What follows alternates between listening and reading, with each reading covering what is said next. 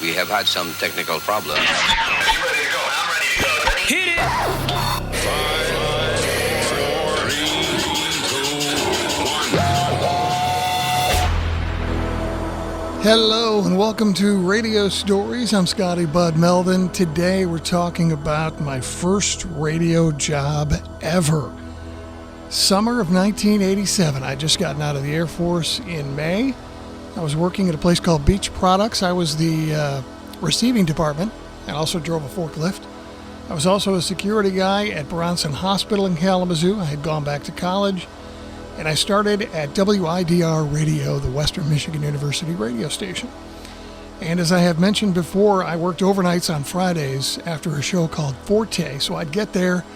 My day would be getting up at 6 or being to work at 6, and then getting out at 3. And on Fridays, I would take off and go to Western Michigan University late at night, sometimes after a shift at Bronson Hospital. So I'm working 3 jobs, planning a wedding for the following summer. My wife-to-be is going to Western. She's working 2 jobs. We don't have any money.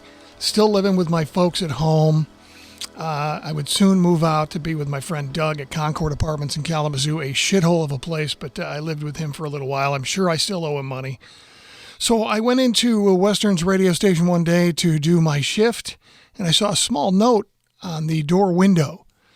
Somebody had taped it to the window. Very short note.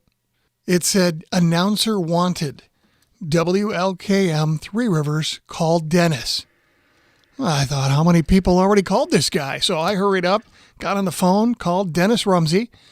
He asked when I could come in. I told him I'd be in tomorrow or the next day. I can't remember when it was, and we agreed. And I went out and showed up. So the place is kind of all by itself on the backside of Three Rivers, away from town, east of 131. It looks like a house. Went in, we had a quick chit-chat, and then he wanted me to read some news for him. I thought, does he want a news guy? What's going on here? I had known of the radio station because in the 80s, they were the only station in the Kalamazoo area that played rock full. Well, it wasn't full-time, but they did it from 7 to midnight. During the day, they were top 40-ish. The only other rock station around was in Grand Rapids, which was WLAV. So anyway, I read some news for him, and I can still picture the whole thing. I can't remember what I had for lunch yesterday, but for some reason I can remember these type of things. I can still see the UPI news machine and the copy that he gave me to read.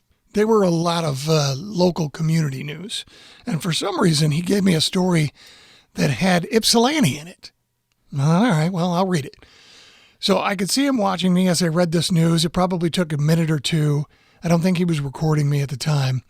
And when I was done, he said, "All right, not bad. But you mispronounce Ypsilanti." Apparently I had said Ypsilanti. And I'm pretty sure that was the first time I had ever actually said the name of that city out loud in my 24 years on the planet. I don't know that I'd ever been there.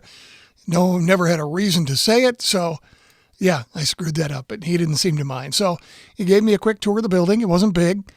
They had a production room where they had a couple of turntables, reel-to-reel players. That's where they did their commercials and other off-air stuff. Little office space for a couple sales guys, a couple of other offices, a big office for Dennis.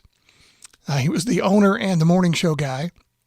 And then I remember going into the main studio for the first time and seeing it. It wasn't very big.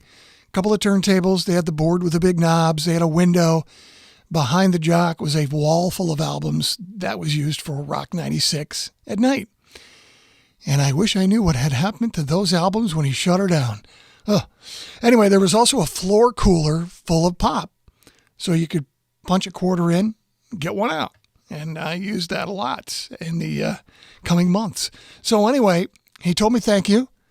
Said he appreciated me coming out so quickly and he would let me know. So I'm living with my parents. I'm in the basement one day and the phone rings. And I answered it. And the other voice says, "This is Dennis Rumsey. Is this Scott?" And I said, "It is." And I still remember to this day his exact words. "Scott, how would you like your first radio job?" Boom. I still get chills thinking about it. It was a big deal. My first real paying radio job. I think I made $4 an hour. I can't remember exactly, but it was somewhere around there. So in the summer of 87, I started getting paid to be a radio jock. I played records, rock records, every weekend, Friday and Saturday nights from 7 to midnight on Rock 96. And it was awesome. Pete Rucker was the full-time guy, and he showed me the ropes. And if you look on my Kalamazoo's podcast website, you'll see my conversation with him. I wanted to have a podcast with him and say thank you to him after all these years. So go listen to that if you want to hear the early days of Rock 96.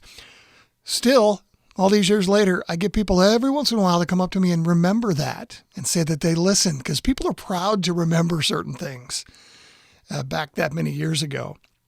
Turns out it didn't last that long for me. Dennis had told us he was going to do away with the Rock at Night because it was not making any money. His salespeople were not selling any ads for it. And he was going to syndicate with national programming. And it turned out to be Larry King. I was not happy. I ended up quitting because I did not get into radio to push buttons. Any monkey can do that. Later, he called me up after I quit, asked me to come back and help him out. I did that until I learned that an actual rock station was coming to Kalamazoo in the fall of 88. That story later. But I want to say thank you to Dennis Rumsey for hiring me for my first radio job. Dennis still owns WLKM. I wish him well. I hope he has retirement in his sights. That dude has been doing it for a long time. I wonder if he would consider selling the station. Thanks for listening. I appreciate it. We'll see you next time.